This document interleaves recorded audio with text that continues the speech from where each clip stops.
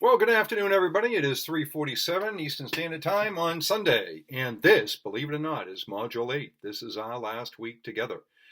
I know you're looking at me and saying, who the heck is this guy? Well, gentlemen, one of the things I would offer you in this, if you have a beard or a mustache, don't try to trim it when you haven't been highly caffeinated yet, because that's exactly what I did this morning. I did some beard trimming, and then I cleaned it and I didn't put the guard back on, and I ripped right into my mustache. The mustache that I have had for 37 years. The only time I haven't had facial hair is the 10 weeks that I was at the police academy where we lived in Concord, New Hampshire in 1984. So that was a little while ago. So that's why I look so weird. Some people say I look much younger. Oh, I'll take that. But I can't hear what you have to say, so I'm sure all of you right now are probably rolling around the floor laughing. And that's okay. I don't mind. I don't mind at all. So, what are we going to do? We're going to wrap up the semester. We're going to wrap up the class. And how do we do that? Well, of course, we do that with another threaded discussion. Yes, yes, yes, yes, another threaded discussion. Oh, awesome, awesome, awesome. So, when we look at the overview for Chapter 8, as we are, and as you have been, and as you will be, learning objectives by the end of this module, you will be able to meet these learning objectives. There's one. Even I might be able to do this. Reflect upon how to apply criminal psychology concepts in the field. Interesting. In this module is recommended.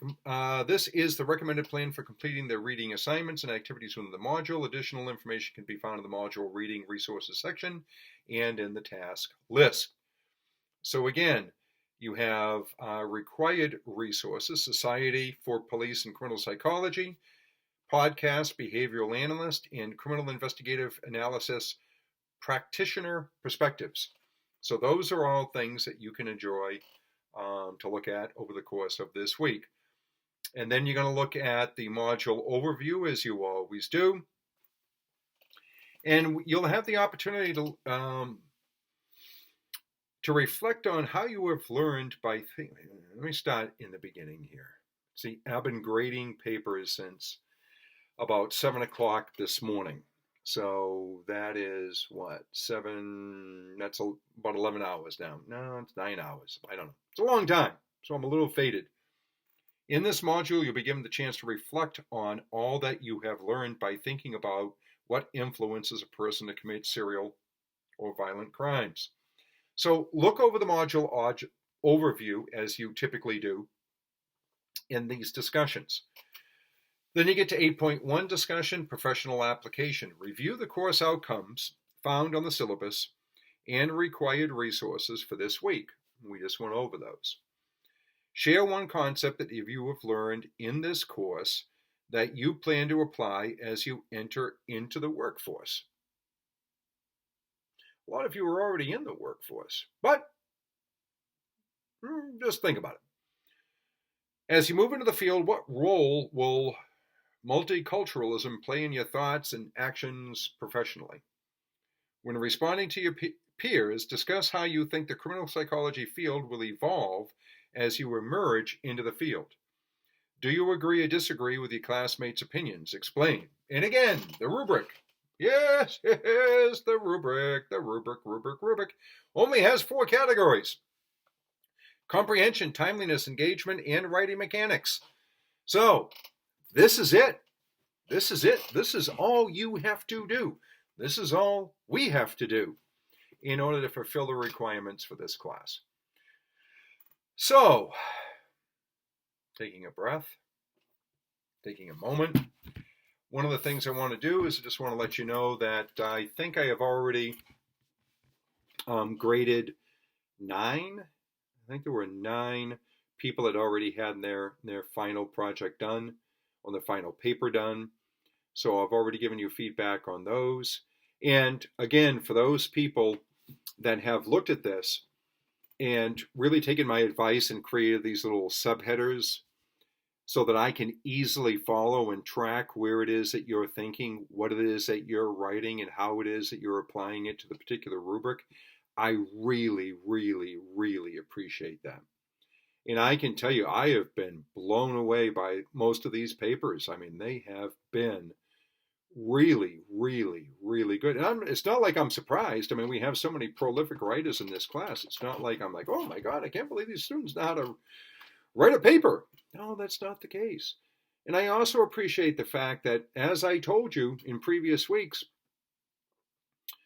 the material that you need to do this, you've probably already done. And it's just a matter of cutting and pasting and tweaking and putting it together and writing it with a little bit of this and a little bit of that and everything else. And it's just like, boom, you are done. But the recommended format for how they say that you should do this, when then, I think it was 4 to 6 pages. I'm like, you got to be kidding me. I mean, there are some people in here that have done 18 and 19 pages. I look at the 18 and 19 pages and my mind starts to melt like hot magma. It's like, oh my God. But then I start to read it and I'm like, this is really good. I mean, there's no fluff. There's no yada, yada, yada. I mean, this is really 18 solid pages of good stuff. You know who you are that write papers that long. Thank you. I think. Thank you. Yes. No. Thank you. I do appreciate it. What else? In a general sense, I just want to thank everybody. I want to thank you for all of your feedback. I want to thank you for your text. I want to thank you for your phone calls. I want to thank you for all of your emails. I hope that a lot of you have benefited from the samples that I have sent along. I appreciate all the people in this class that have volunteered their work so that I can pay it forward with the next classes that I teach. I'll actually be teaching a hybrid version of this class that I typically teach on campus in Southern New Hampshire in January. So I might take some of the thoughts and some of the presentations that you've offered and incorporate those into my teaching, because I'll be doing a live class and then I'll be doing an asynchronistic class, a recorded class for that particular class. It's a lot of class. And that's one thing I've never been accused of, is having a lot of class. But anyhow, I appreciate all the effort. I appreciate all of your receptivity to my feedback. I appreciate all of you that have commented nicely on these videos, saying that apparently most professors don't do this. So I feel good that I am, and I feel even better that I paid for my son's undergraduate education at the University of New Hampshire to become a communications major. He taught me how to do this. Pretty cool. Pretty cool. Very happy to have him do that. So for all of you, thank you. Thank you again. I prefer to be in class with my students. I am always going to prefer to be in class with my students. But when I have the kind of participation that I have had in this class from all of you, I am just really grateful. Very, very grateful. So one of the things I want to do is I want to continue to remind you, even through this last week, that I appreciate you. And again, for some of you, in these, let's say some of these previous threaded discussions, if for whatever reason you had a brain cramp and you didn't respond to 2 of your peers, when I give you feedback, like if I end up giving you a 0 because you forgot to do the replies to your peers, and I tell you in that feedback, if you want to get a better grade, just go in and respond to 2 of your peers, and I will adjust your grade accordingly, but email me and let me know that you do that. That is me empowering you to take control of your education. So if I don't receive an email from anybody saying that, hey doc, I appreciate the opportunity, I've gone in, I've fixed it, it's all better, all done. If I don't see an email, grades stay the way they are. Yeah, I mean, not that anybody's really doing poorly, but just want to let you know that. So that's all part and parcel of me just reminding you again that I work for you. You don't work for me. I'm here to serve you. I believe in servant leadership. I want to make you better students. And I can tell you, some of you in here are exceptionally gifted writers already. Some of you, it's beautiful. I mean, you're so far advanced than I am in the writing process. It just blows my mind. And some of you are more like me, that you really, really have to work at it. And I can tell you, a lot of you have been working really, really hard to improve your writing. And, I'm originally from Massachusetts, so, I really pronounce my R's. So, like, really hard, like car, park, etc. So anyhow, with that being said, Merry Christmas. Happy New Year. Thank you for sharing these 8 weeks with me. And I hope that, I have no idea when I'll be teaching online classes again. I think they'll let me know. But in the meantime, thank you. Look forward to the last threaded discussion. And that is a wrap. So if you have any questions, contact me. After this class is over, if you have anything that I can do for you, contact me. I will gladly pick up the phone, email, do a Zoom, whatever it is. I am here for you because I work for you.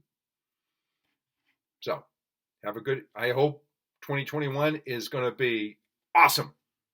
Talk to you all maybe someday, somewhere down the road. Bye-bye.